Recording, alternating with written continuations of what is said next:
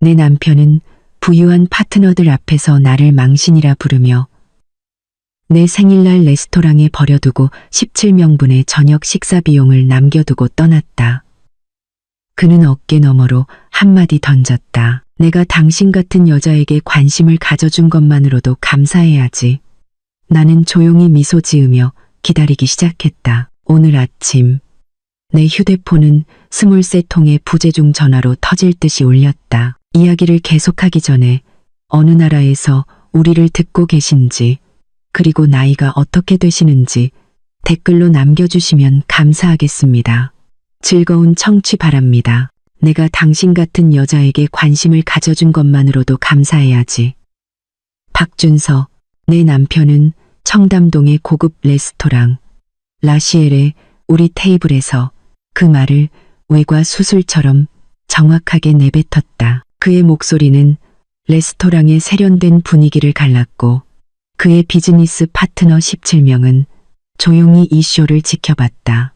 그의 손에 들린 샴페인 잔은 완벽하게 미동도 없었. 그가 일어서서 349만 원짜리 계산서를 나에게 남겨두고 떠날 때 단 한 방울도 흘리지 않았다. 오늘은 나의 35번째 생일 기념 저녁 식사였다. 이 시간 전 나는 우리 침실 거울 앞에서 립스틱을 바르며 오늘만큼은 모든 것이 다를 것이라고 스스로를 설득하고 있었다. 어쩌면 준서가 돈이 생기기 전, 그가 투자회사 미팅앤파트너스의 파트너가 되기 전, 내가 그의 부유한 친구들에게 망신거리가 되기 전에 나를 기억해 줄지도 모른다고. 하지만 그날 아침부터 이야기를 시작해야겠다. 아직 기쁨을 약속했던 아침, 그리고 준서가 얼마나 치밀하게 나의 굴욕을 연출했는지 내가 아직 깨닫지 못했던 그 순간부터 나는 아침 6시 30분에 일어났다. 준서가 상무 파트너가 된 후 지난 2년간 매일 아침 그랬다. 이제 알람 시계는 그를 깨우지 못했다. 그는 내가 침대에서 빠져나와 우리의 결혼 생활이 변해버린 의식을 시작할 것을 알았기에 그 소리를 뚫고 자는 법을 익혔다. 먼저 대부분의 사람들이 월세로 내는 돈보다 비싼 라마르조코, 리네아 미니 커피 머신, 원두를 가는데 14초, 13초도 15초도 아니다. 물은 정확히 93도로 데워졌다. 시어머니가 결혼 선물로 준 광주요 찻잔은 뜨거운 물로 미리 데워놓았다. 우리 주방은 준서가 중요하다고 생각하는 모든 것의 기념비였다. 그는 저녁 식사 손님들에게 대리석 무늬의 포세린 타일에 대해 무심하게 언급하곤 했다. 휴대폰에 연결할 수 있는 리페르 냉장고, 그는 사용법을 익히려고 애쓰지도 않았지만, 그리고 가그나우 인덕션과 오븐, 나는 매일 아침 그 위에서 커피 한 잔을 내렸다. 준서는 매번 신선하게 간 원두를 고집했기 때문이다. 나는 결코 내 것이라고 부를 수 없는 이 공간을 움직이며 신도림의 작은 원룸에 있던 좁은 부엌을 떠올렸다. 우리는 파스타 삶을 물이 끓기를 기다리며 그곳에서 춤을 추곤 했다. 그때 준서는 내가 소스를 젓는 동안 뒤에서 나를 껴안으며 회사에서의 하루 일과를 이야기했다. 그가 아직 꿈을 가진 주니어 애널리스트였을 때, 요구사항만 많은 파트너가 아니었을 때, 이제 그는 창가에 서서 키움증권, 영웅문 앱으로 주식 채널을 훑어보며 커피를 마셨고, 나는 그의 관심의 언저리 어딘가에 존재했다. 오늘 저녁에 이 대표님 부부랑 식사 있는 거 잊지 마. 내 생일날 아침 그는 눈도 들지 않고 말했다. 갤러리아 백화점에서 산 옷 중에 괜찮은 걸로 입어. 드레스 코드는 블랙타이야. 그리고 머리도 좀 어떻게 하고. 이 대표 부부. 나는 어리석게도 내 생일이 단둘이 저녁을 먹을 핑계가 될 것이라는 희망에 빠져 그들을 완전히 잊고 있었다. 하지만 준서는 몇 달 동안 그들의 포트폴리오를 노리고 있었다. 신탁 자산을 운용하는 서울의 최대 부동산 개발업자, 그리고 내 생일은 사교 행사로 위장한 또 다른 비즈니스 저녁 식사를 위한 완벽한 기회였던 모양이다. 8시 15분 나는 이미 1286 초등학교에 주차하고 있었다. 포세린 타일과 커피 머신을 색종이와 교무실 커피로 바꾸었다. 교무실 커피는 타이어 타는 맛이 났지만 내가 나타나면 미소 짓는 사람들이 타주는 것이었다. 나의 3학년 교실은 평행 우주였다. 제각기 다른 정도로 어질러진 28개의 책상. 곱셈 구구표와 다리가 비정상적으로 많은 개가 그려진 가족 그림으로 뒤덮인 벽. 바로 이곳에 내 책상 명패에는 박서연 선생님이라고 적혀 있었지만 여전히 김서연이 존재했다. 생신 축하드려요. 박서연 선생님. 내가 들어서자마자 소피아가 내 목에 매달렸고 그 뒤로 어떻게든 내 비밀을 알아낸 8살 아이들의 합창이 이어졌다. 어떻게 다 알았어? 우리는 탐정이에요. 미샤가 자랑스럽게 오늘 날짜에 빨간색 마커로 동그라미를 친 달력을 보여주며 선언했다. 게다가 지난달에 생일 이야기할 때 선생님이 말씀해 주셨어요. 자유 독서 시간에 아이들은 카드를 만들었다. 앞으로 몇 주 동안 내 교실을 괴롭힐 반짝이가 붙은 28장의 색종이, 맞춤법이 틀린 사랑 고백과 화가에 따라 내 팔이 아주 길거나 다리가 아주 짧게 그려진 그림들로 가득했다. 이것은 준서가 결코 이해하지 못할 부유함이었다. 이런 부유함은 펀드에 투자하거나 담보로 잡거나 강남의 비즈니스 미팅에서 과시할 수 없는 것이었다. 긴 쉬는 시간, 내 학생들이 학교 운동장에서 축구를 하는 동안 나는 동료 지혜와 함께 교무실에 앉아 있었다. 8,000원짜리 구내식당 샐러드를 쪼아 먹고 있었는데 왠지 준서가 좋아하는 레스토랑의 30만 원짜리 에피타이저보다 맛있었다. 저녁에 뭐 특별한 계획 있어? 지혜가 물었다. 라시엘에서 저녁 먹어. 나는 열의에 찬 목소리로 말하려고 했었다. 우와, 좋겠다. 단둘이? 준서 회사 사람들이랑 17명. 이 대표님 부부가 포트폴리오 운영을 맡길지 고민 중이래. 지혜의 얼굴에 아이가 확신에 차서 오답을 말할 때 교사들이 수년간 연마하는 그 신중한 표정이 떠올랐다. 내 생일인데. 괜찮아. 준서는 생일이 임의적인 사회적 구성물이라고 말해. 나는 그의 말을 되풀이하며 교무실의 형광등 아래에서 그 말이 얼마나 공허하게 들리는지 느꼈다. 서연아, 지혜가 조심스럽게 말했다. 준서 씨가 마지막으로 널 위해서, 순전히 널 위해서 무언가를 해준 게 언제야? 접대비로 처리할 수 있는 거 말고, 형식적인 거 말고, 그냥 네가 원해서 해준 거 말이야. 나는 대답할 수 없었다. 진실은 입 밖으로 내기에는 너무나 비참했기 때문이다. 모든 제스처, 모든 선물, 모든 저녁 식사는 그의 경력이나 사회적 지위와 연결되어 있었다. 작년 연말 파티에서 김이사 아내가 내 소박한 장신구를 지적했기 때문에 사준 테니스 팔찌, 고객딸의 결혼식에 참석하기 위한 부산 주말 여행, 심지어 우리 결혼기념일에도 옆 테이블에는 우연히 2명의 잠재적 투자자가 앉아 있었다. 수업이 끝나고 나는 옷을 갈아입으러 집에 들렀다. 준서가 미리 승인하지 않은 드레스를 골랐다. 결혼 전에 자라에서 산 무릎 길이의 빨간 드레스. 남편의 성공을 어떤 메시지로 전달할지가 아니라 내가 그 옷을 입었을 때 어떤 기분이 드는지를 기준으로 옷을 고르던 시절에 산 것이었다. 나는 우리 침실 거울 앞에 서서 할머니가 평생 매일 바르셨던 코랄색 립스틱을 발랐다. 내 용감한 소녀를 위해 나는 거울 속 내 모습에 속삭이며 할머니의 작고 소박한 금 귀걸이를 착용했다. 그것은 라시엘의 주차비보다 저렴했지만 진짜였다. 할머니는 모든 것을 이겨내며 그것을 착용했다. 전쟁, 할아버지의 죽음, 결국 그녀를 데려간 암까지. 힘이 필요할 때 착용하렴. 그녀는 말했었다. 오늘 저녁 내 남편의 자산을 계산하며 나를 투명 인간 취급할 준서의 파트너들에게 둘러싸여.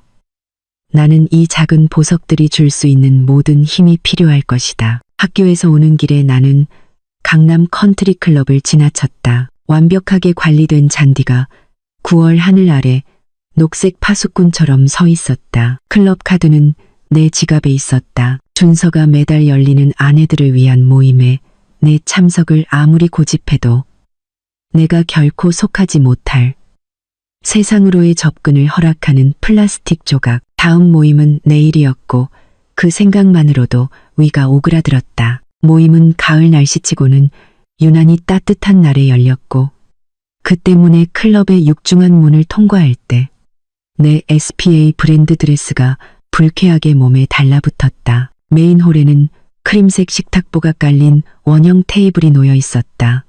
각 테이블 중앙에는 내 일주일 식료품비보다 비쌀 것이 분명한 흰 장미 장식이 있었다. 최유라가 바 근처에 서 있었다. 청담동 공식 부티크에서 산 그녀의 에르메스 버킨 백이 빛을 반사했다.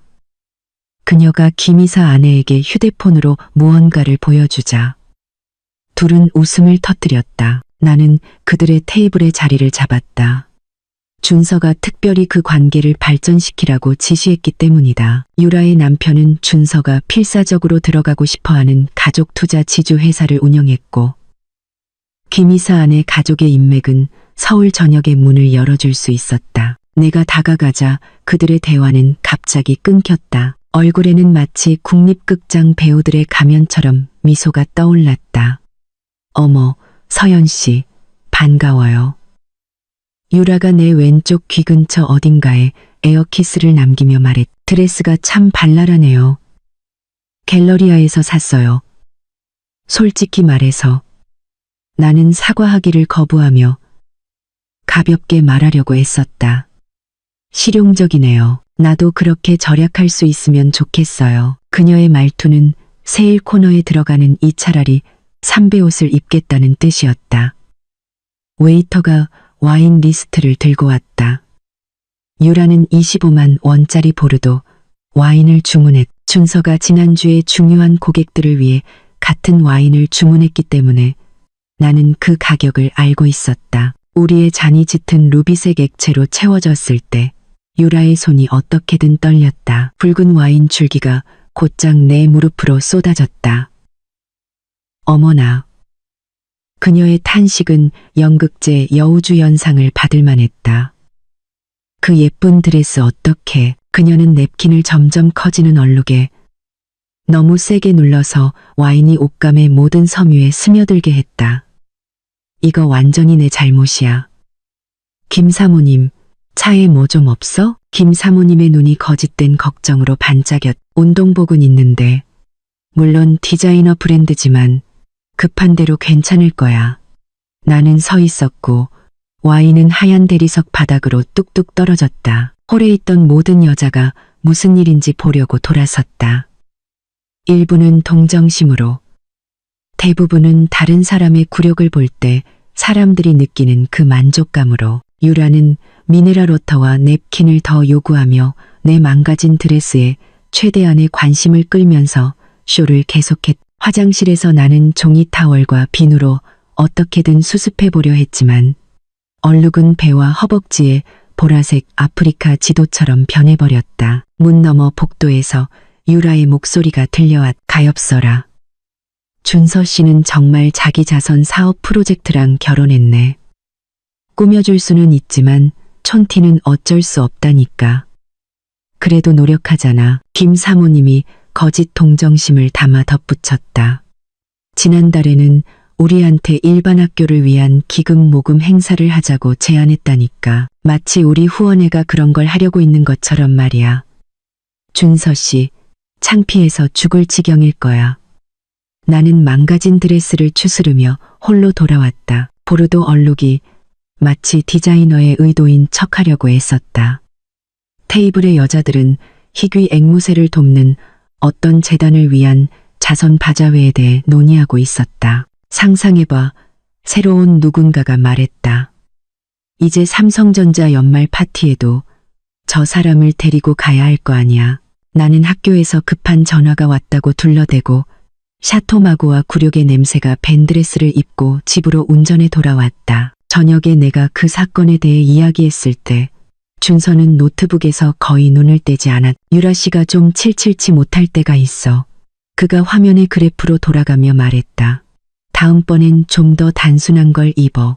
어두운 색으로. 내 생일 4개월 전 모든 것이 변했다. 그때는 내가 깨닫지 못했지만 목요일이었고 나는 평소보다 일찍 집에 돌아왔다. 4교시의 편두통이 시작되었다. 아이들을 젊은 교생 선생님과 함께 체육 수업에 보내야 했다. 준서의 아우디 Q7은 차고에 없었다. 당연했다.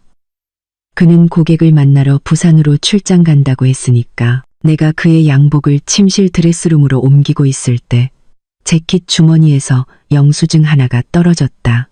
마치 서울숲의 가을 낙엽처럼 바닥에 내려앉았. 날짜는 어제 그가 부산에 있었다고 주장한 날이었다. 시간은 20시 47분. 그가 카카오톡으로 프레젠테이션 때문에 피곤하다고 메시지를 보냈을 때쯤이었다.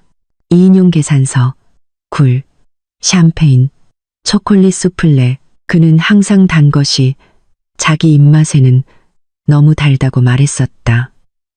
내가 옷깃을 살펴보는 동안 손이 떨렸. 잘 익은 자두 색깔의 립스틱 자국. 내 코랄색이나 가끔 바르는 누드톤과는 전혀 달랐다. 그 자국은 의도적으로 남겨진 것이었다. 드라이 클리닝을 위해 옷을 정리하는 아내라면 누구나 발견할 수 있는 곳에 옷감에 밴 향수 냄새도 내 것이 아니었다. 뭔가 머스크 향이 나고 비싸고 메스꺼움을 유발하는 향이었다. 나는 휴대폰으로 모든 것을 사진 찍었고 서류, 세금이라는 이름에 숨겨진 폴더를 만들었다.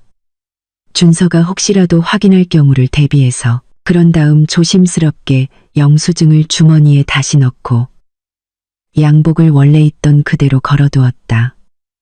그리고 다음 1시간은 게스트 욕실 변기를 붙잡고 구부리고 있었다. 내 몸은 이성이 아직 받아들일 수 없는 진실을 거부하고 있었다. 준서가 저녁에 돌아왔을 때 그는 내 이마에 키스하고 하루가 어땠는지 물었다. 그는 연착된 KTX와 까다로운 부산 고객들에 대해 거짓말을 했고 나는 미소 지으며 준비한 저녁을 내놓았다. 그는 닭고기를 칭찬하기까지 했다. 양념이 완벽하네. 그가 말했다. 내가 너무 메스꺼워서 한 입도 맛보지 못했다는 사실은 모른 채 그 발견 후 2주가 지나자 불면증은 나의 단골 손님이 되었다. 나는 준서 옆에 누워 그의 고른 숨소리를 들으며 머릿속으로는 여러 가지 가능성을 떠올렸. 설명, 변명. 어느 날 새벽이시 나는 그의 서재로 몰래 들어가 그가 중요한 서류를 보관하는 금고를 열었다. 비밀번호는 알고 있었다. 그의 회사 창립일, 혼전 계약서는 보험 서류 폴더에 있었다. 결혼식 날 아침, 준서가 이건 우리 둘 딸을 보호하는 형식적인 절차일 뿐이야 라고 말했기 때문에 서명했던 18페이지짜리 법률 용어. 휴대폰 불빛에 비춰 읽어보니 결혼식의 흥분 속에서 미처 발견하지 못했던 조항들이 눈에 띄었다. 대부분은 준서의 자산을 보호하여 내가 결혼 생활에서 들어올 때 가졌던 것 이상은 가져가지 못하도록 보장하는 내용이었다. 하지만 12페이지 7B 하위 항목에 부정한 행위에 관한 조항이라는 것이 숨어 있었다. 금융범죄, 문서로 입증된 배우자 부정행위 또는 결혼 생활에 평판 손상을 입힌 행위로 유죄가 인정되는 당사자는 계약에 따른 모든 보호를 상실한다. 준서의 변호사는 이 부분을 훑어넘기며 우리 같은 사람들에게는 절대 적용되지 않는 표준 문구라고 불렀다. 하지만 지금 휴대폰의 불륜의 증거를 손에 이 문서를 들고 그의 서재 바닥에 앉아있는 나는 깨달았다. 준서는 내가 결코 사용하지 않으리라 생각했던 무기를 내 손에 의도치 않게 쥐어준 것이다. 3주 후 교육청에서 열린 교사 연수가 있었다. 쉬는 시간에 동료 미영이 주말에 놀러온 자기 여동생 혜진을 소개해 주었다. 혜진은 나와는 모든 면에서 달랐다. 모든 세부 사항을 포착하는 날카롭고 직설적인 눈빛. 1286 초등학교에서 근무하신다고요. 혜진이 자판기에서 뽑은 그저 그런 커피를 마시며 말했다. 3학년 담임이에요. 벌써 8년째네요. 그녀는 내 얼굴을 너무 뚫어지게 쳐다봐서 화장을 고치고 싶을 정도였다. 많이 지쳐 보이시네요. 마지막으로 푹 주무신 게 언제예요? 질문은 서울 특유의 정중한 돌려 말하기가 전혀 없이 너무나 직설적이어서 나는 솔직하게 대답했다. 몇 달 전에요.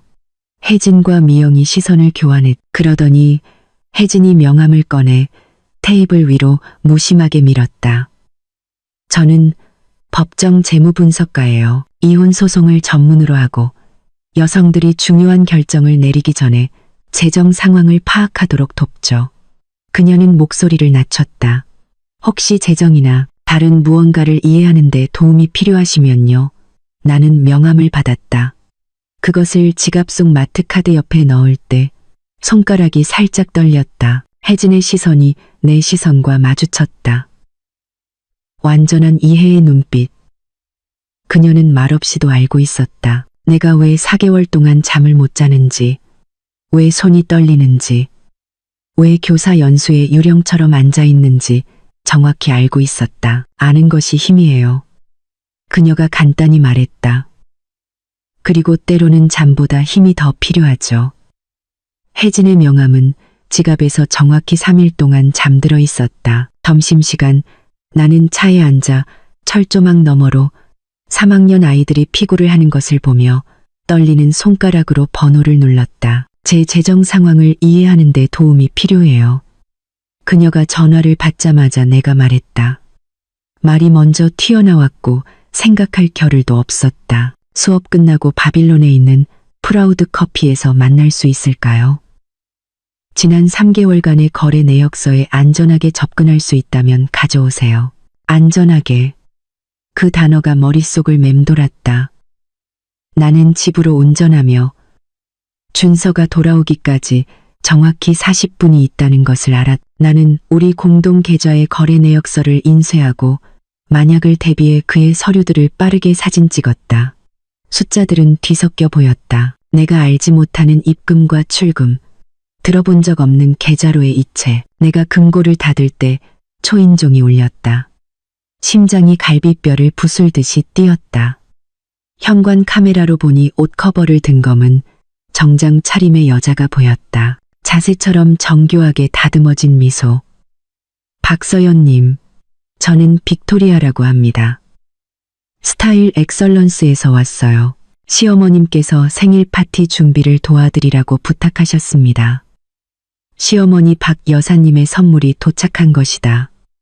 나는 문을 열었다. 빅토리아 뒤에는 옷걸이 2개와 갤러리아 백화점 하나를 통째로 담을 수 있을 법한 케이스를 든 조수가 서 있었다. 그들은 특공대처럼 효율적으로 거실을 점령하고 공간을 부티크 피팅룸으로 바꾸었다. 박 여사님께서 특히 행사에 걸맞게 차려입으시도록 신경 써달라고 부탁하셨어요. 빅토리아가 말했다. 그녀의 시선은 이미 나의 모든 단점을 지적하고 있었다. 중요한 손님들이 오신다고 언급하셨어요. 그녀는 줄자를 들고 내 주위를 돌며 조수에게 숫자를 불러주었고 조수는 태블릿에 미친 듯이 입력했. 그녀가 내 팔을 들어 올리고 셔츠천을 꼬집고 내 머리카락을 보고 혀를 차는 방식. 나는 폐기 처분 직전에 마네킹이 된 기분이었. 입술 필러 좀 맞으시면 좋겠네요. 비율 균형을 완벽하게 맞춰줄 거예요. 그리고 눈가에 보톡스도 좀 맞고요. 김 원장님이 성숙한 피부에 기적을 일으키시거든요. 성숙한, 나는 34이었다. 보정 속옷에 대해서도 상의해야겠어요. 적절한 기초는 시각적으로 10년은 젊어 보이게 하고 이 드레스들을 위한 실루엣을 만들어주죠. 그녀는 마치 건축용 철사와 야망으로 짠 것 같은 드레스를 들고 있었다. 적절한 지지가 있다면 정말 멋질 거예요. 이 시간 동안 나는 그들이 나를 인형처럼 입히고 벗기는 동안 서 있었다. 그들은 마치 내가 그 안에 살지 않는 것처럼 내 몸에 대해 토론했다. 여기는 너무 부드럽고 저기는 너무 각지고 피부는 관리가 필요하고 머리카락은 전문가의 개입이 필요하다고. 그들이 더 나은 옵션을 가지고 돌아오겠다는 약속과 함께 떠났을 때, 나는 혜진의 명함을 받았을 때 가졌던 한 줌의 자신감마저 빼앗긴 채 공허함을 느꼈다. 나는 여전히 내 피부가 불편하게 느껴지는 채로 커피숍에서 혜진을 만났다. 그녀는 내 얼굴을 힐끗 보더니 설탕을 2번 넣은 큰 카푸치노를 주문했다. 안 좋은 하루였나 봐요.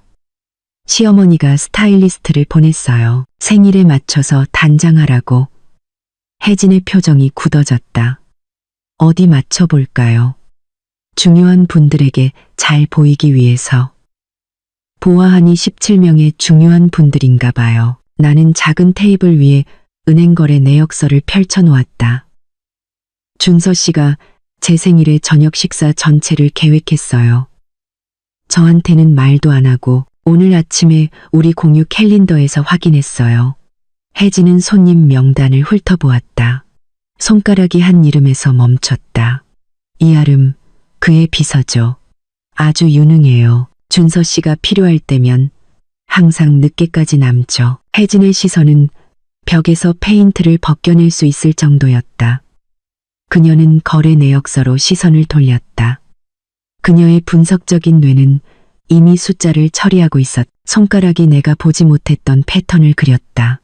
페이지를 넘길수록 그녀의 미간이 더욱 찌푸려지게 만드는 연결고리들.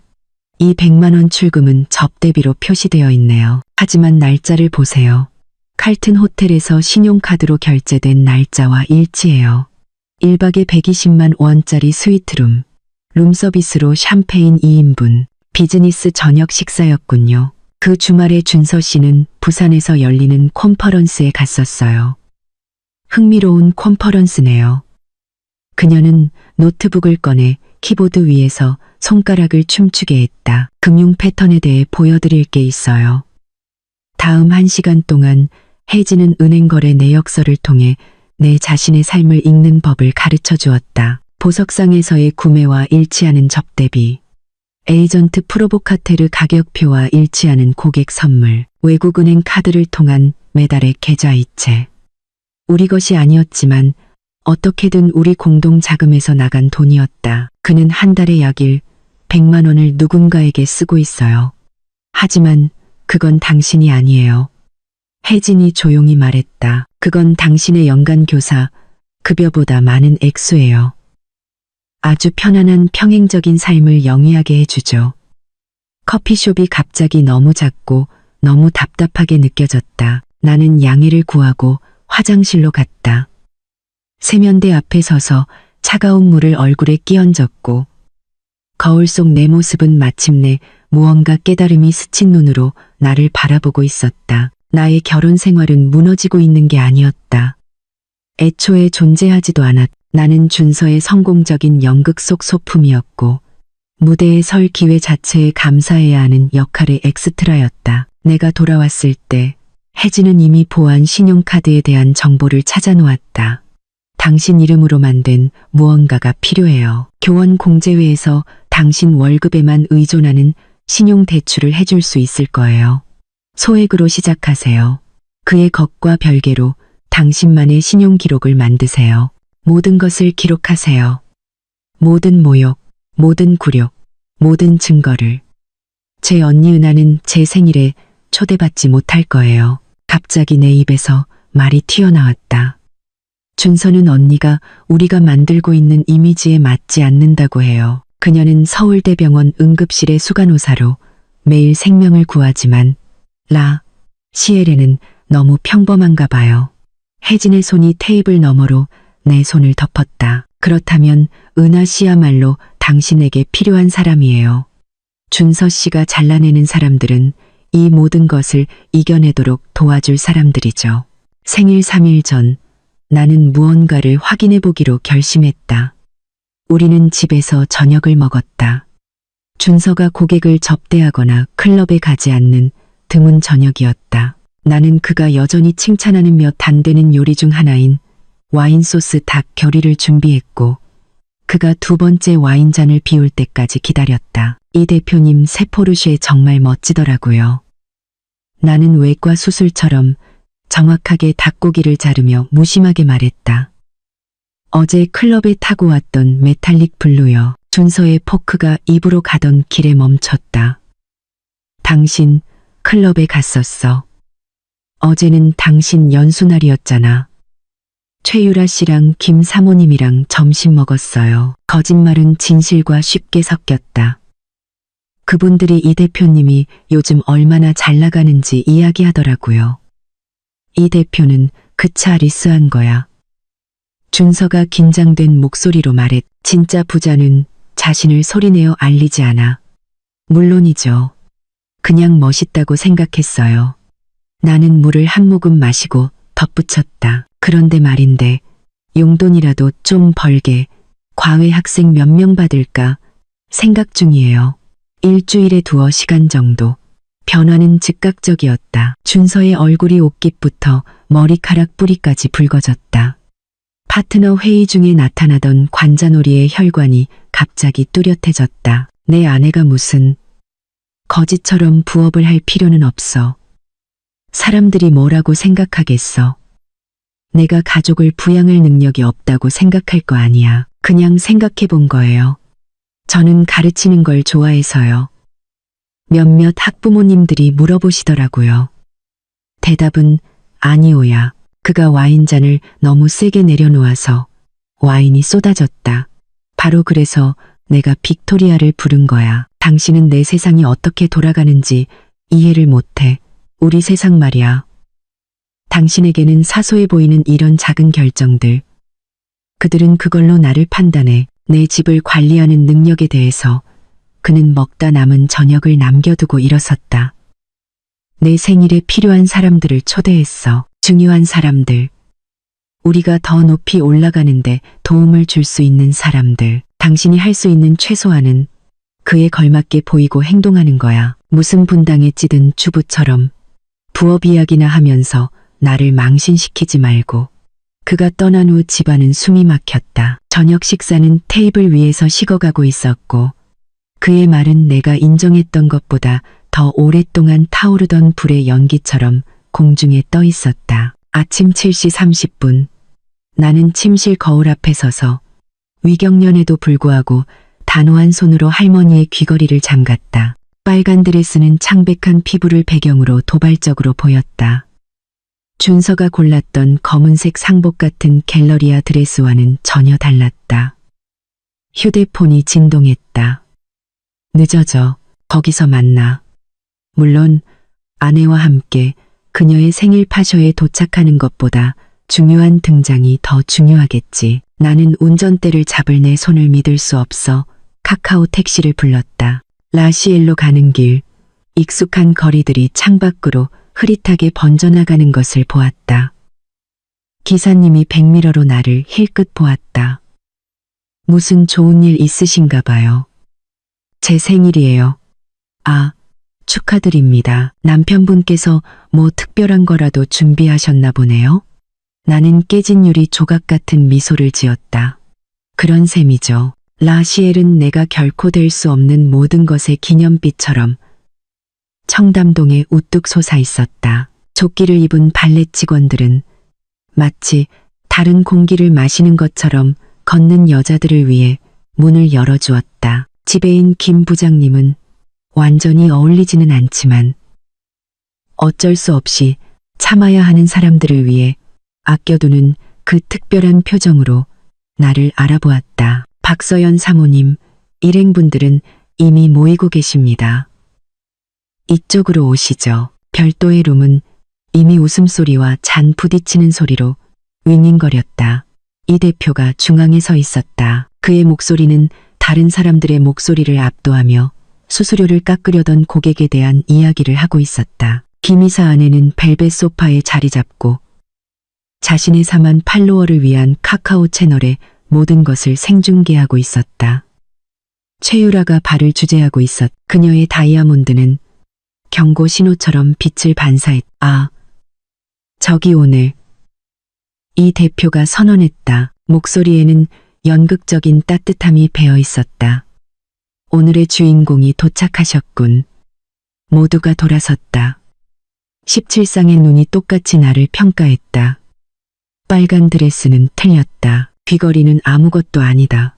그 안의 여자는 준서가 진짜 즐거움을 가지고 나타날 때까지의 임시방편이다. 김 부장님은 나를 긴 테이블의 한자리로 안내했다. 주인공이 앉아야 할 상석도 아니었고 분명 준서를 위해 마련된 빈 의자 옆도 아니었다. 보리스 아게예프의 파트너. 아무도 그 여자의 이름을 알려주지 않았다와 끊임없이 이메일에 답장하는 누군가의 비서 사이에 있는 세 번째 자리였다. 이아름 비서가 바로 맞은편에 앉아 있었다. 드레스의 네크라인을 고쳐 입으며 그녀는 선전포고로 오해할 수 있을 만큼 계산된 미소를 지었다. 그녀에게서는 내가 준서의 재킷에서 맡았던 것과 같은 향수 냄새가 났다. 분명 내 한 달 월급보다 비싼 프랑스제 무언가일 것이다. 준서 대표님께서 사모님의 특별한 날이 완벽하도록 신경 써달라고 부탁하셨어요. 그녀가 모두에게 들릴 만큼 큰 소리로 말했다. 정말 세심하시죠. 항상 다른 사람을 생각하시니까요. 첫 번째 요리가 나왔다. 얼음 위에 작은 묘비처럼 놓인 통영산굴. 이 대표가 잔을 들었다. 살짝 흔들리는 것으로 보아 이미 세 번째 마티니인 듯했다. 준서가 오기 전에 우리 모두가 생각하는 걸 내가 대신 말해주지. 서연 씨, 당신은 준서의 관대함에 대한 살아있는 증거야. 우리가 아는 사람 중에 가장 관대한 사람이지. 로만의 웃음이 터져 나왔다. 깨진 크리스털처럼 날카롭고 선명했다. 유라가 말을 받았다. 그녀의 목소리가 소음을 갈라 자선 이야기가 나와서 말인데 서연 씨, 우리 후원의 이사로 꼭 들어와야 해. 우리에게는 나머지 절반의 사람들이 어떻게 사는지 이해하는 사람이 필요하거든. 시각을 넓히기 위해서 말이야. 교사는 본질적으로 glorified 유모 아니야? 이 대표가 잔을 흔들며 계속했다. 악의는 없어, 서연 씨. 근데 구체적으로 뭐 하는 거야? 애들이 본드 안 보는지 감시하는 거? 아이들에게 글자를 가르치죠. 최유라의 남편이 끼어들었다. 가치 있는 일이야. 누군가는 해야지. 준서가 아마 그녀 월급을 기부금으로 처리할 수 있을걸. 그거 될까? 보리스? 유라가 진지하게 고민하는 표정으로 제안했다. 당신이 우리 세무 컨설턴트잖아. 보리스가 휴대폰에서 눈을 떼고 씩 웃었다. 그녀가 부양가족 범주에 해당한다면 가능하죠. 모든 댓글은 작고 정확하고 의도적인 칼날 같았다. 그들은 전에도 이런 짓을 해봤다. 내가 아니더라도 다른 누군가에게. 그들의 잔인함에는 리듬이 있었고 연마된 협응력이 있었다. 그들에게 이것은 스포츠였고 준서의 빈자리는 백지 수표를 준 셈이었. 그가 마침내 나타났을 때 40분 늦게 위스키와 다른 여자의 향수 냄새를 풍기며 테이블은 환호성으로 터져나갔다. 그는 나를 쳐다보지도 내 생일에 늦은 것에 대해 사과하지도 않고 길어진 회의에 대한 이야기를 시작했다. 그들 모두를 더 부자로 만들어줄 거래에 대한 이야기. 늦어서 미안합니다. 그가 테이블을 향해 말했다. 실제 돈이 걸려 있으면 어떻게 되는지 아시잖아요. 그는 상석에 앉았. 아름이 즉시 몸을 기울여 그를 웃게 만든 무언가를 속삭였다. 나는 내 자신의 생일날 보이지 않는 존재가 되어 남편이 비서와 희롱하는 것을 지켜보았다. 그의 친구들은 쇼를 계속했다. 메인 요리가 나왔다. 대부분의 사람들의 일주일 식비보다 비싼 스테이크. 준서가 마침내 나를 보았다. 그의 시선이 명백한 불쾌감으로 빨간 드레스를 훑었다. 흥미로운 선택이네. 서연, 우리가 상황에 맞는 옷에 대해 이야기했던 것 같은데. 오늘 제 생일이잖아요. 제 것을 입고 싶었어요. 바로 그게 문제야. 그가 모두에게 들릴 만큼 큰 소리로 말했다. 당신은 항상 더 나은 사람이 되려고 노력하는 대신 자기 자신으로 남고 싶어 하지. 침묵이 흘렀다. 웨이터들마저 분위기의 변화를 감지하고 멈춰섰다. 유라가 킥킥거리려 했지만 소리는 목구멍에서 막혔. 준서가 계속했다. 이게 얼마나 피곤한 일인지 알아? 내 아내가 왜 아울렛에서 쇼핑하는지, 왜 우리 한 달 와인 값보다 적은 월급을 받는 직장을 고집하는지, 왜 기본적인 사회적 역학을 이해하지 못하는지 계속 설명해야 하는 거 말이야. 내 손이 할머니의 귀걸이를 만졌다. 보석이 손가락을 차갑게 했다. 내가 그렇게 망신이라면 왜 나랑 결혼했어요? 질문은 도전장처럼 공중에 떠 있었다. 준서의 얼굴이 어두워졌다. 부드러운 조명 아래에서도 관자놀이의 혈관이 튀어나왔다. 그는 천천히 침착하게 일어섰다. 의자가 대리석 바닥에 긁히는 소리가 났다. 내가 널 고칠 수 있을 거라고 생각했기 때문이야. 사람 구실하게 만들고 이 사회의 일원이 되는 법을 가르쳐 줄 수 있을 거라고. 하지만 촌티는 못 벗기나? 넌 내가 널 주었을 때와 똑같은 싸구려야. 그때 계산서가 도착했다. 가죽 폴더가 마치 선고처럼 내 앞에 떨어졌다. 준서는 이미 코트를 입고 있었다. 자기 수준보다 낮은 사람을 끌어올리려고 할 때 얻는 게 바로 이거야. 그가 룸을 향해 선언했다. 생일 축하해, 서연. 내가 당신 같은 여자에게 관심을 가져준 것만으로도 감사해야지. 그는 나갔다. 갑자기 자신의 휴대폰이 미치도록 흥미롭다는 것을 발견한 17명의 사람들과 나를 남겨두고 계산서는 349만 원이었다. 나는 6개월 동안 준서 몰래 모아온 교원 공제회 신용카드를 꺼냈다. 말없이 계산했다. 아름은 급한 약속을 중얼거리며 재빨리 짐을 쌌다. 거의 준서를 뒤따라 달려나갔다. 나머지는 불 켜진 방에 바퀴벌레처럼 흩어졌다. 빈 접시와 굴욕의 메아리 속에 나를 혼자 남겨두고 내가 나설 때 라시엘의 도장이 찍힌 김 부장님의 명함은 여전히 코트 주머니에 있었다. 발렛 직원은 시선을 피하며 택시를 불렀다. 11월의 바람이 빨간 드레스를 꿰뚫었지만 나는 거의 느끼지 못했다. 내 마음은 이미 일어난 일을 상처가 아닌 증거로 정리하며 작동하고 있었다. 회색 2호선을 타고 테크노파크까지 가는 7 정거장은 생각할 시간을 주었다. 스쳐 지나가는 모든 가로등은 내가 아직 이름을 붙일 수 없는 무언가를 향한 길 위의 표식이었다. 내가 집에 도착했을 때 준서의 아우디는 이미 차고에 있었다. 빗돌게 주차된 것으로 보아 레스토랑 이후에 더 마신 것이 분명했다. 나는 그를 서재에서 발견했다. 가죽 의자에서 정신을 잃고 있었다. 테이블 위에는 싱글 몰트 위스키 글램피딕 병이 반쯤 비어 있었다. 그 옆에는 화면이 위로 향한 채 휴대폰이 놓여 있었다. 몇 초마다 아름에게서 온 알림이 깜박였다. 나는 욕실에서 혜진에게 메시지를 보냈다. 그 사람 뻗었어. 지금 올 수 있어. 20분 후 그녀는 노트북 가방을 메고 어두운 옷을 입은 채 매우 조직적인 강도처럼 그림자처럼 문으로 들어왔다. 의자에서 코를 고는 준서를 힐끗 보고 그의 컴퓨터를 가리키며 고개를 끄덕였다. 얼마나 저러고 있을까요? 병을 보니 최소 3시간, 어쩌면 그 이상. 그녀는 그의 책상에 앉았다. 손가락이 이런 일을 한두 번 해본 것이 아닌 사람의 자신감으로 키보드 위에서 춤을 추었다. 대부분의 사람들은 모든 것에 같은 비밀번호를 써요. 맞춰볼까요? 생일, 결혼기념일. 아니, 잠깐.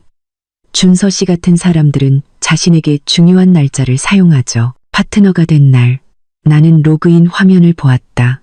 세 번째 시도. 어떻게 알았어요? 나르시시스트는 예측 가능하니까요. 자신을 찬양하는 비밀번호를 선택하죠. 화면은 폴더들로 가득 찼다.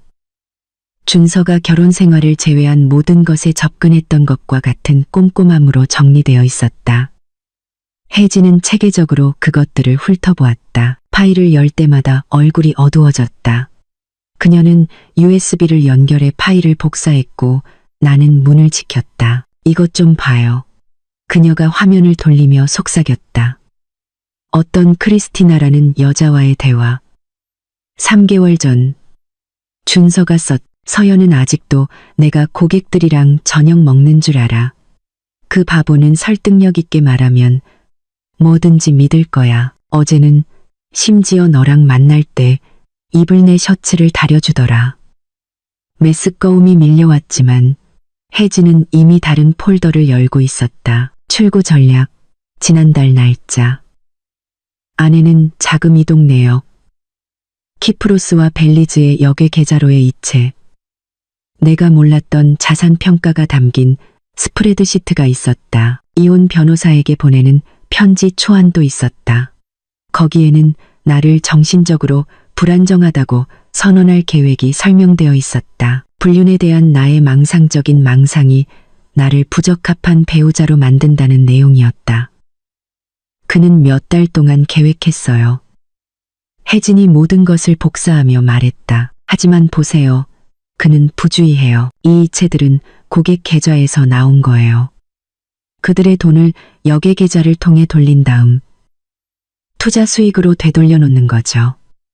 이건 159조에 따른 사기죄예요. 다음 날 아침 나는 김 부장님이 명함에 조심스럽게 적어준 번호로 전화했다. 그는 첫 번째 신호음이 울리자마자 받았. 그의 억양은 전화기 너머로 더 강하게 들렸다. 박서연 사모님, 전화하시길 기다리고 있었습니다. 카메라 녹화 영상에 대해 말씀하셨죠. 여러 각도에서 찍었습니다. 홀, 입구, 심지어 직원 교육용 테이블 마이크에 오디오까지요. 사모님께 일어난 일, 30년 동안 일하면서 그런 잔인함은 본 적이 없습니다. 우리는 레스토랑 근처 커피숍에서 만났다. 김 부장님은 태블릿을 들고 와서 자리에 앉기 전에 불안하게 주위를 둘러보았다. 그는 녹화 영상을 열었다. 갑자기 나는 내 굴욕을 외부인의 시선으로 보게 되었다. 영상은 수정처럼 선명했다. 준서의 모든 말이 완벽하게 들렸. 저는 그가 그런 짓을 하는 걸 봤습니다.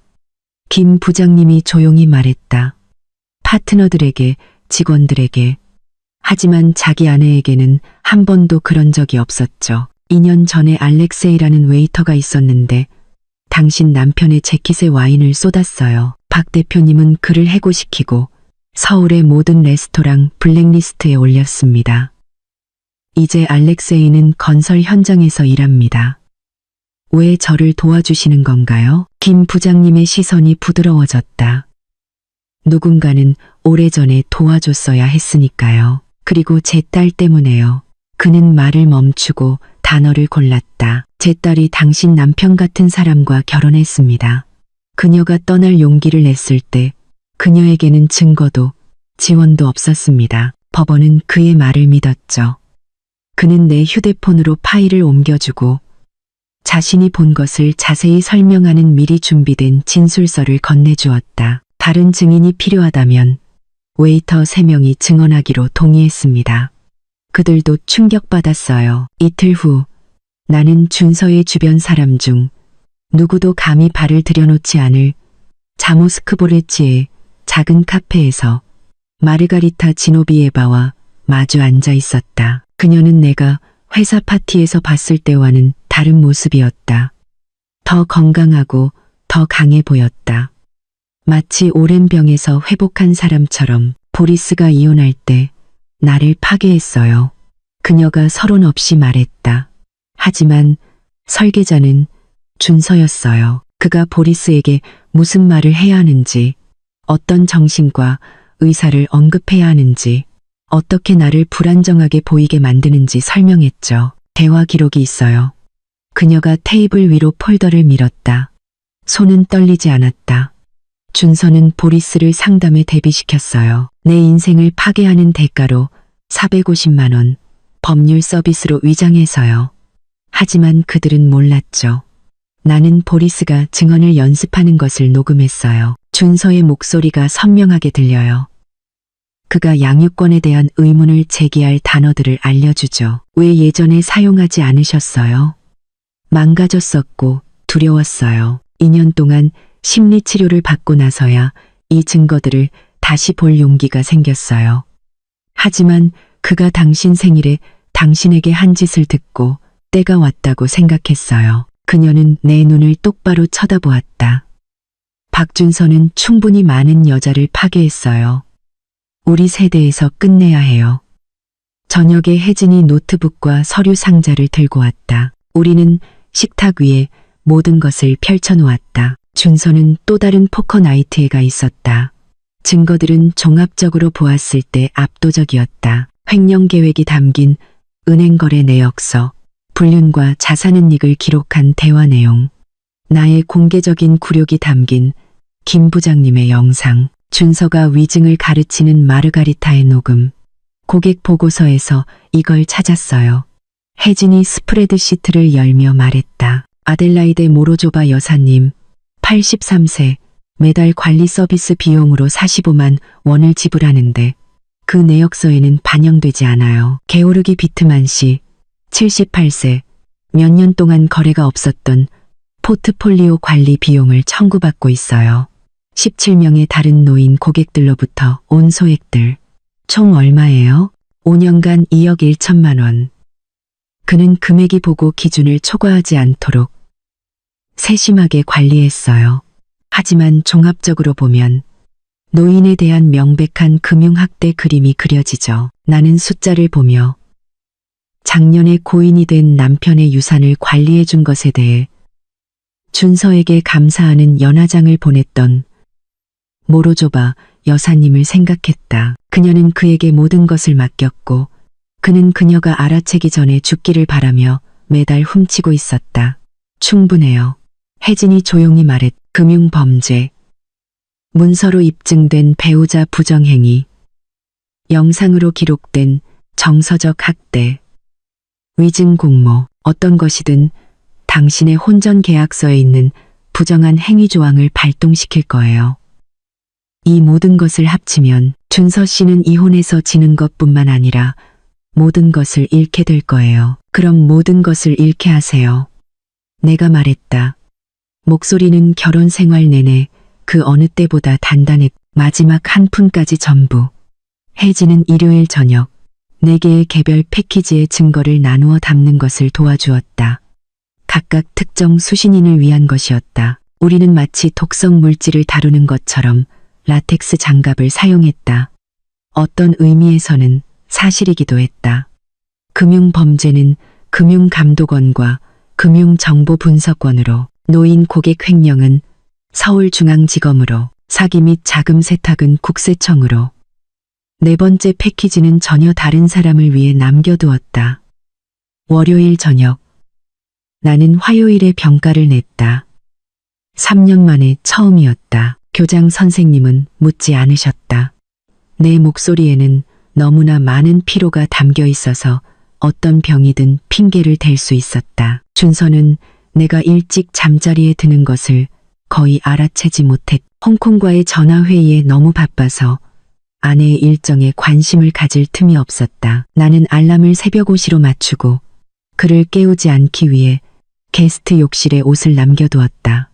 서초동의 건물은 정확히 8시에 문을 열었. 나는 7시 45분에 도착해서 공무원들이 커피와 조간신문을 들고 보안대를 통과하는 것을 지켜보았다. 나이든 경비원 아저씨가 내가 가방을 놓을 때 내 손이 떨리는 것을 알아챘다. 처음 오셨나 봐요? 그가 부드럽게 물었다. 네, 서류를 제출해야 해서요. 그는 패키지에 적힌 주소를 보았다. 금융감독원, 금융정보분셔원, 국세청, 검찰청. 그의 표정이 이해한다는 듯이 변했다. 2층에 커피 자판기 있어요. 따뜻한 거라도 한잔하셔야겠네요.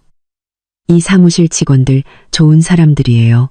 잘 처리해 줄 겁니다. 나는 각 패키지를 직접 전달하며 매주 신청인들을 볼 것이 분명한 피곤한 공무원들에게서 도장이 찍힌 접수증을 받았다. 국세청의 한 직원, 강철색의 흰머리와 안경줄을 한 여성은 내 손을 토닥여주기까지 했다. 이런 일들은 시간이 걸리지만 우리는 모든 타당한 신고를 조사합니다. 9시 30분 나는 아지무트 스몰렌스카야 로비에 앉아 자신들의 세계가 곧 바뀔 것이라는 사실을 모르는 두 여성을 기다리고 있었다. 리디아 모로조바가 먼저 왔다. 이른 시간임에도 불구하고 샤넬 정장은 흠잡을 데 없었다.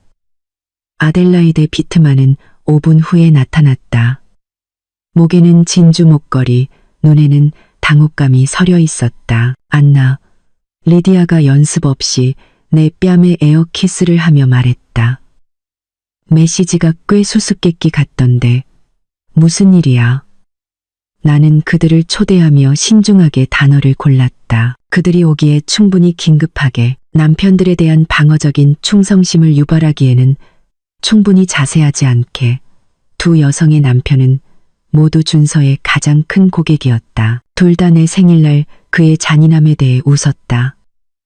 보여드릴 게 있어요.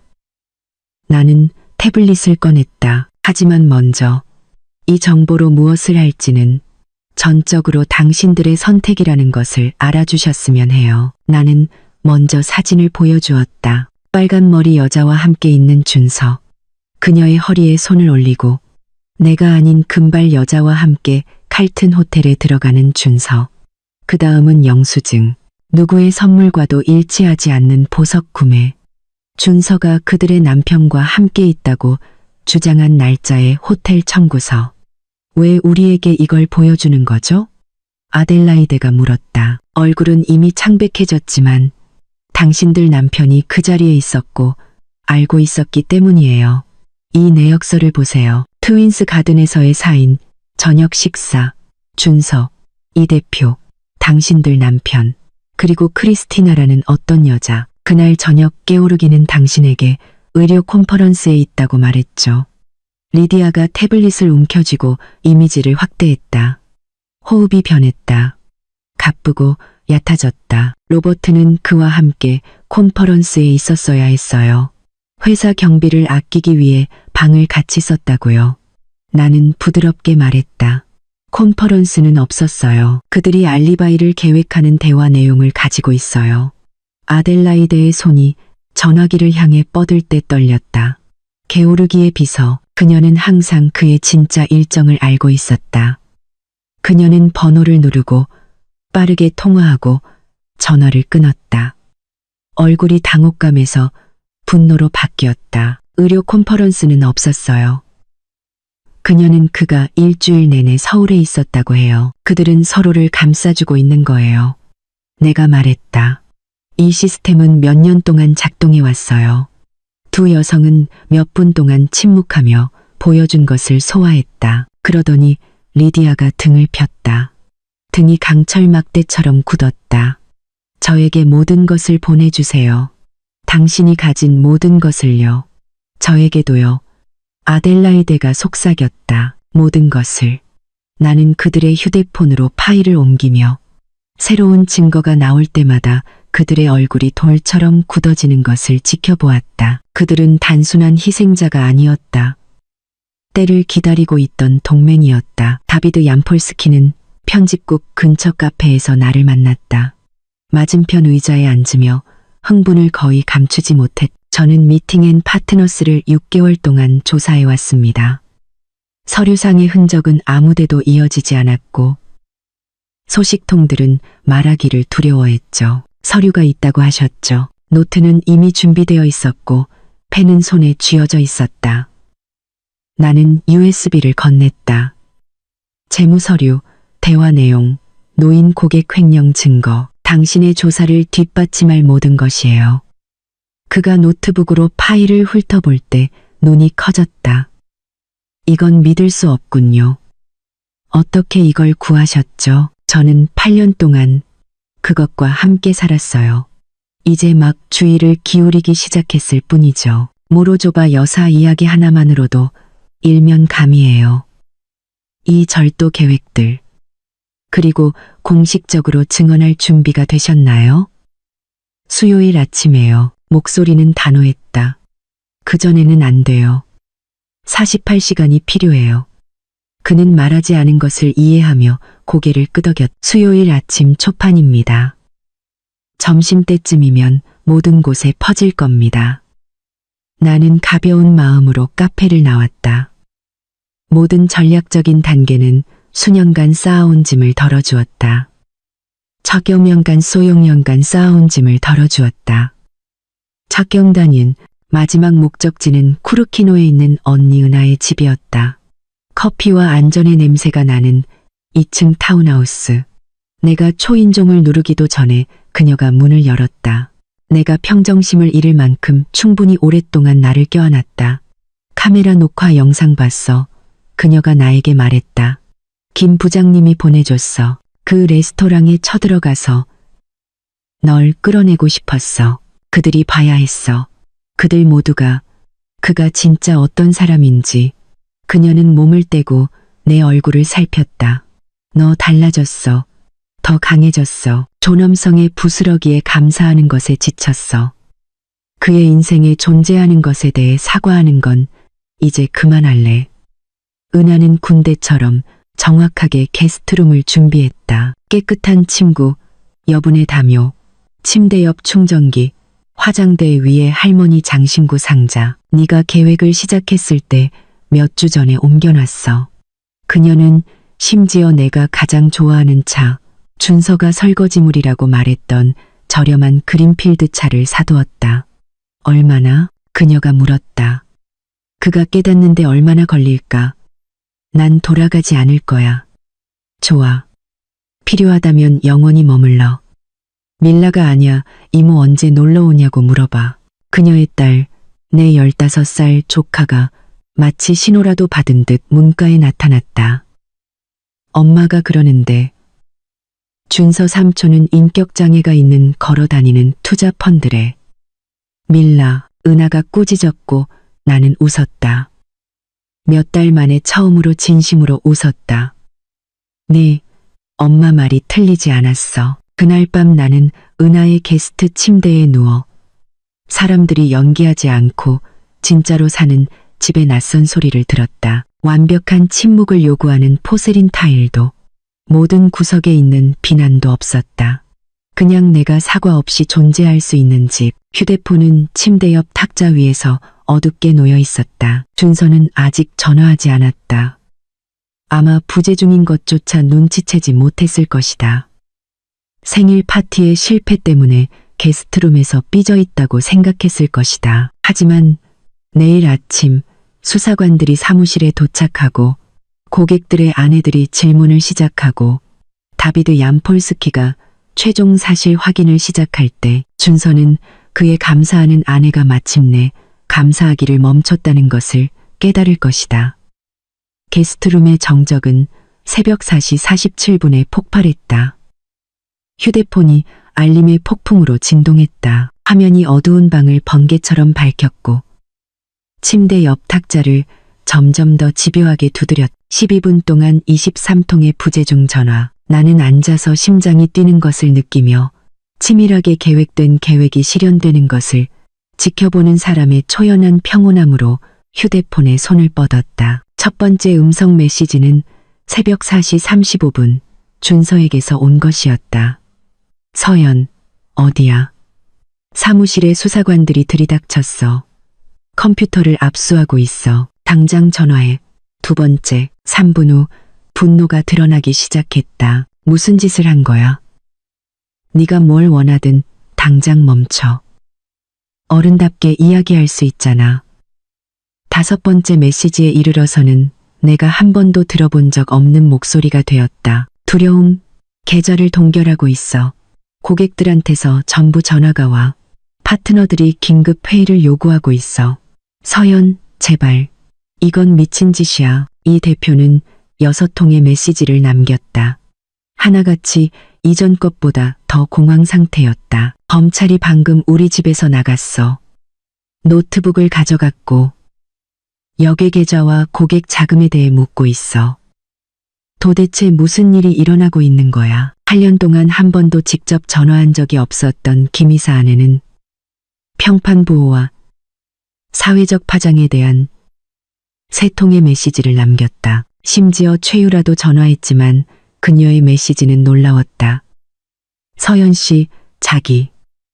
다 들었어. 준서 씨가 내 생일에 한 짓. 파렴치했어.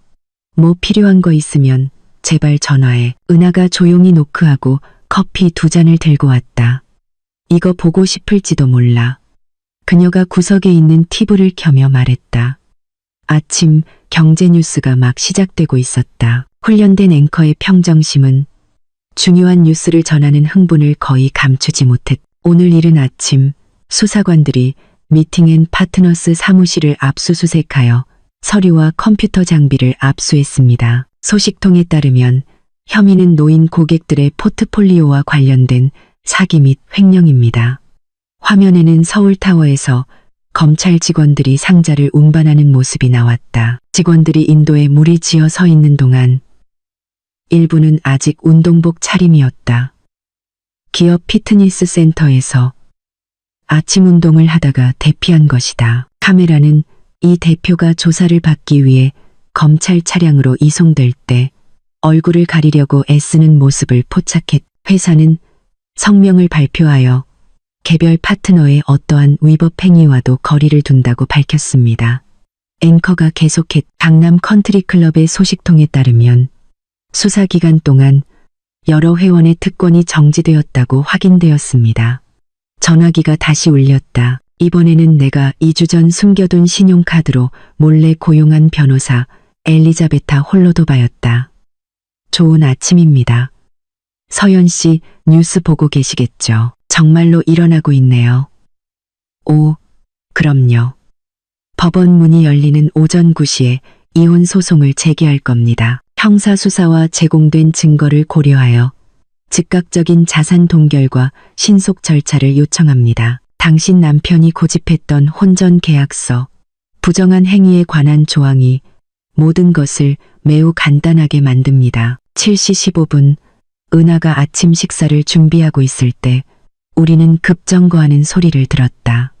부엌 창문 너머로 준서의 아우디가 보였다. 빗돌게 주차되어 있었고 한쪽 바퀴는 은하가 정성껏 가꾼 잔디밭 위에 올라가 있었다. 그가 나왔다. 낯선 사람처럼 보였다. 평소 흠잡을 데 없던 정장은 구겨져 있었고 얼굴은 면도하지 않았으며 머리카락은 사방으로 뻗쳐 있었다. 그는 계속해서 손으로 머리를 쓸어넘겼. 위에 있어. 은하가 단호하게 말했다. 내가 처리할게. 하지만 나는 그를 봐야 했다. 우리의 차가운 침대에 나란히 누워 그토록 자주 상상했던 그 순간을 나는 시야에서 벗어난 계단 꼭대기에 서서 귀를 기울였다. 준서는 두 주먹으로 문을 두드렸다. 은하, 문 열어. 서연이 거기 있는 거 알아. 내 아내가 거기 있는 거 안다고. 은하는 문을 열었지만 안전고리는 걸어둔 채 틈새로 말했다. 그 사람은 널 보고 싶어 하지 않아. 준서. 그 여자가 뭘 원하는지는 상관없어. 그 여자가 모든 걸 망쳤어. 내 경력, 평판, 인생을 바로잡아야 해. 뭘 바로잡아? 네가 만든 엉망진창을. 난 그 여자한테 모든 걸 줬어. 목소리가 절망으로 갈라졌다. 아무것도 아닌 곳에서 그 한심한 교사 인생에서 끌어내서 뭔가로 만들어줬다고. 중요한 사람들을 소개해주고 옷 입는 법, 행동하는 법을 가르쳐줬어. 나를 만나기 전에 그 여자는 아무것도 아니었어. 은하의 목소리는 차분했다. 너를 만나기 전에 그 애는 내 동생이었고 아이들이 사랑하는 선생님이었고 친구와 존엄성, 자존감을 가진 여자였어. 너는 그 모든 것을 빼앗고 그 특권에 감사해야 한다고 설득했지. 이건 납치야. 그 여자는 내 아내라고. 경찰에 신고할 거야. 신고해. 지금 이 모든 수사 상황에서 경찰이 내 이야기를 듣고 싶어 할 거라고 확신해. 준서는 주먹으로 문설주를 쳤다. 그 여자가 다 계획한 거야. 그 생일, 저녁 식사. 내가 어떻게 반응할지 알았어. 나를 함정에 빠뜨린 거야. 넌 17명 앞에서 그 애를 모욕했어. 망신이라고 불렀고 그의 생일에 350만 원짜리 계산서를 남겨두고 버렸어. 그런데 그 애가 널 함정에 빠뜨렸다고 생각해. 난 그 애한테 소속감과 자기 자리를 아는 것에 대한 교훈을 가르쳐 준 거야. 긴 침묵이 흘렀다. 은하가 다시 말했을 때 목소리는 얼음장 같았다. 그 애의 자리는 결코 내 아래가 아니었어. 준서, 넌 그냥 그 애가 그렇게 믿게 만들 필요가 있었을 뿐이야. 문에 주먹을 부딪히는 소리에 나는 움찔했다. 내가 이걸 바로잡으면, 그리고 난 바로잡을 거야. 그 여자는 대가를 치를 거야. 자기가 뭔가 이겼다고 생각하겠지. 내가 다시는 교단에 서지 못하게 만들고 모두가 그 여자가 얼마나 복수심에 불타고 한심한지 알게 할 거야. 내 땅에서 꺼져. 내가 경찰 부르기 전에 준서, 그 애는 더 이상 내 아내가 아니야. 그냥 박서연이야.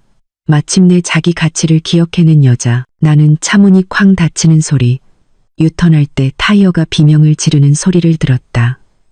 은하는 계단에 앉아있는 나를 발견했다. 온몸이 아드레날린으로 떨리고 있었다. 그가 한 말 들었어?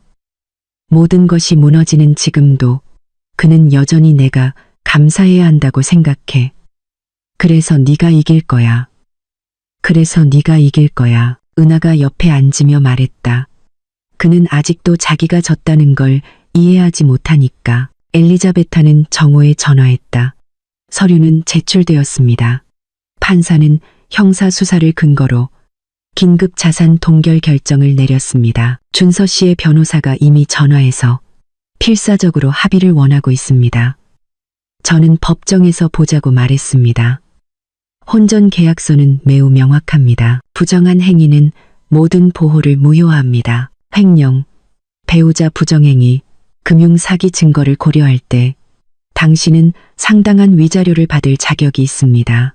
아파트와 모든 합법적인 자산의 절반, 그리고 훔친 자금은 물론 고객들에게 반환될 것입니다. 하지만 합법적으로 번 그의 합법적인 자산은 분할 대상입니다. 그리고 서연 씨, 이건 상당한 금액입니다. 손해배상 후에도 당신은 재정적으로 보호받을 것입니다. 저녁 뉴스에는 준서가 검찰 직원들에게 이끌려 사무실에서 나오는 모습이 보도되었다. 수갑은 차지 않았지만 명백히 자인은 아니었다. 그의 파트너들은 배경에 서 있었다. 얼굴은 의도적으로 중립적이었고 이미 스캔들을 문 앞에 가져온 사람과 거리를 두고 있었다. 휴대폰은 3시간 동안 조용했. 그러다 모르는 번호로 메시지가 왔다. 김 부장님이 보낸 사진이었다. 되시엘의 예약 장부. 내 생일날 준서의 필체로 17명의 손님이 명시되어 있었다. 중요한 테이블 배치. 그는 심지어 내가 어디에 앉을지까지 계획했다. 나의 굴욕을 모두가 볼 수 있도록 나는 사진을 오랫동안 바라보았다. 준서의 필체를 손가락으로 더듬었다. 그는 투자 전략을 개발했던 것과 같은 정확성으로 내 굴욕의 모든 세부 사항을 계획했. 그 계산적인, 의도적인 잔인함이 어떻게든 내 안에 무언가를 해방시켰다. 애도할 사랑도 없었다. 슬퍼할 파트너십도 없었다. 오직 내가 마침내 멈출 수 있는 연극만이 있었다. 목요일은 회색빛이었고 이슬비가 내렸다. 서울을 더 작고 더 인간적으로 보이게 만드는 날씨. 나는 생일날 입었던 바로 그 빨간 드레스를 입었다. 깨끗이 빨고 다려서 라시엘로 지하철을 타고 갔다. 도엄에는 나를 즉시 알아보았다. 눈에는 동정과 존경 사이에 무언가가 있었다. 박서연 선생님, 그가 내 결혼 전성을 사용하며 말했다. 이혼에 대해 말하지 않았는데도 환영합니다. 아침 레스토랑은 더 조용했. 창문을 통해 들어오는 햇빛. 그 끔찍한 저녁 식사 동안에는 미처 알아채지 못했던 것이다. 김 부장님이 내가 부르기도 전에 나타났. 나를 창가 작은 테이블로 안내했다. 나를 모욕했던 바로 그 구역이었지만 낮의 빛으로 거의 평화로운 무언가로 변모해 있었다. 커피 나왔습니다. 그가 내가 주문하지 않았는데도 잔을 놓으며 말했다. 그리고 이건 언제나 저희가 대접하는 겁니다. 김 부장님, 이럴 수 없어요. 아셔야 할 게 있습니다. 그가 부드럽게 말을 끊었다. 그날 저녁 이후로 웨이터 3명이 박 대표님을 계속 서빙한다면 그만두겠다고 위협했습니다. 사장님께서 직접 녹화 영상을 보시고 결정을 내리셨습니다. 당신의 전 남편은 이 시설에 평생 출입이 금지되었습니다. 저희는 다른 사람을 당신에게 했던 것처럼 대하는 사람들을 서빙하지 않습니다. 옆 테이블에 나이든 부인이 살짝 몸을 기울였다.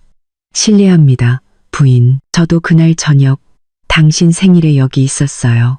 이 홀에 있던 모든 사람이 그 남자의 행동에 충격받았다는 걸 알아주셨으면 해요. 그가 애송이처럼 도망치는 동안 당신이 품위 있게 계산서를 지불하며 보여준 힘 정말 멋졌습니다. 그녀의 남편이 고개를 끄덕였다. 우리는 53년 동안 결혼 생활을 했습니다. 단 한 번도 그녀가 내 눈에 비친 자신의 가치를 의심하게 만든 적이 없습니다. 그것이 사랑의 모습입니다.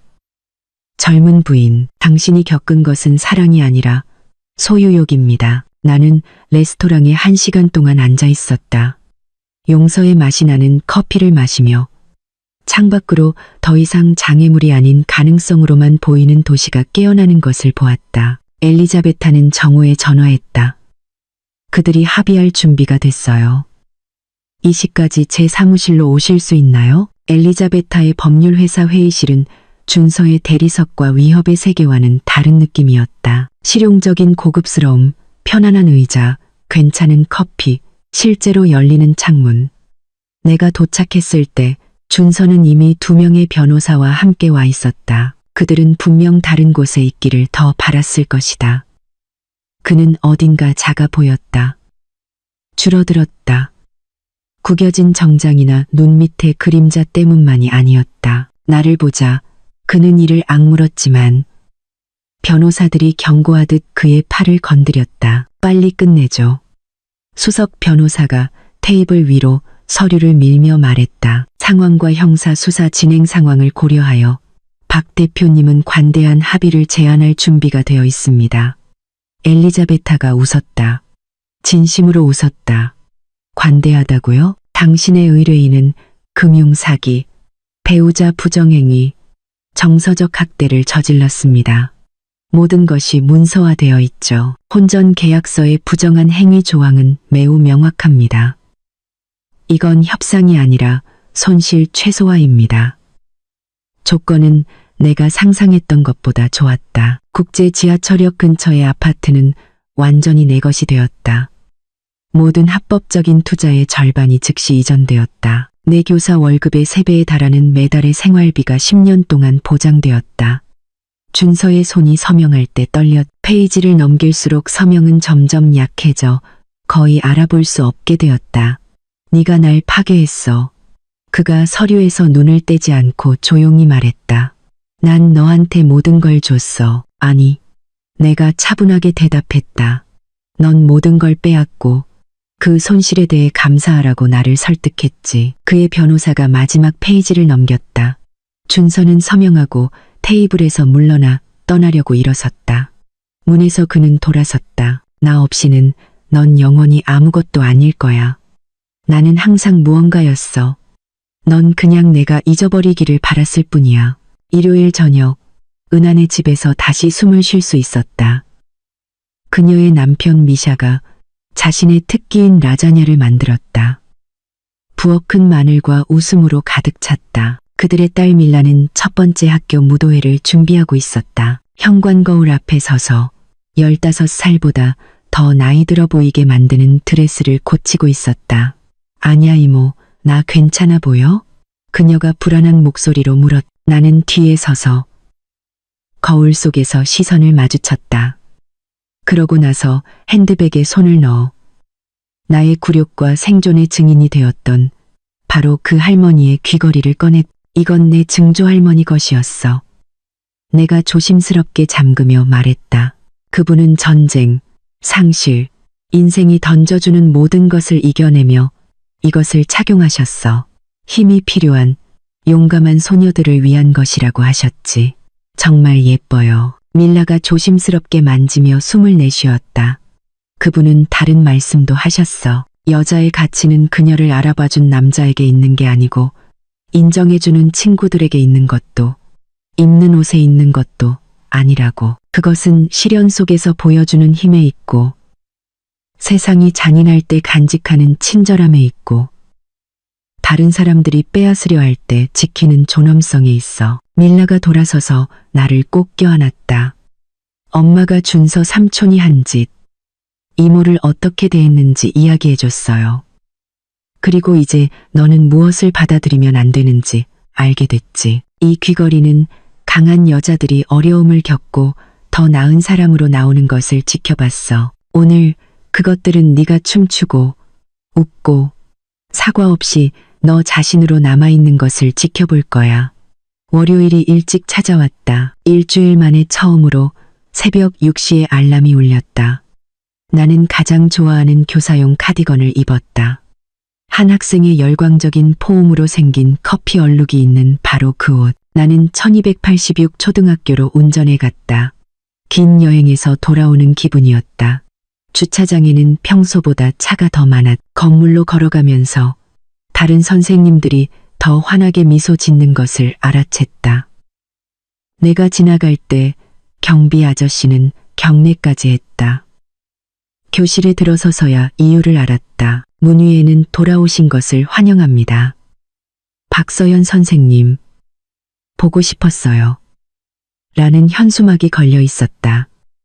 3학년의 열정으로 선을 넘어 칠해진 무지개색 글씨, 28개의 작은 얼굴이 책상 뒤에서 빛나고 있었고, 일부는 흥분해서 펄쩍펄쩍 뛰었다. 박서연 선생님, 소피아가 실내에서의 목소리를 잇고 소리쳤다. 선생님, 성 다시 바꾸셨어요? 엄마가 그건 선생님이 다시 자기 자신이 되셨다는 뜻이래요. 바로 그 뜻이야. 내가 목이 메는 것을 느끼며 말했다. 미샤가 손을 들었다. 아프셨어요? 선생님은 절대 학교에 빠지지 않으시잖아요. 조금 아팠는데 이제 괜찮아. 나는 교실을 둘러보았다. 색종이로 만든 나비, 놓친 곱셈 구구표, 나를 박서연 선생님으로 보는 작은 사람들, 목소리를 바꿔가며 이야기를 읽어주고, 받아쓰기 시간에 물고기 모양 크래커를 먹게 해주는 사람, 다선살에도 망신거리도 관심에 감사해야 할 의무가 있는 사람도 아닌 그들의 선생님, 떠났다가 그녀가 속한 곳으로 돌아온 선생님. 자, 얘들아, 내가 책상 의자에 앉으며 말했다. 삐걱거리고 의심스러운 얼룩이 있었지만 이탈리아 가죽보다 더 집처럼 느껴졌다. 내가 놓친 모든 것을 누가 이야기해 줄까? 28개의 손이 하늘로 솟구쳤다. 흔들리는 이 새로운 햄스터, 골을 넣었거나 못 넣었지만 정말 열심히 노력했던 축구 경기에 대한 이야기들이 쏟아져 나왔다. 이것이 나의 삶이었다. 나의 진짜 삶. 준서가 부족하다고 나를 설득하려 했던 바로 그 삶. 알고 보니 충분하고도 남았다.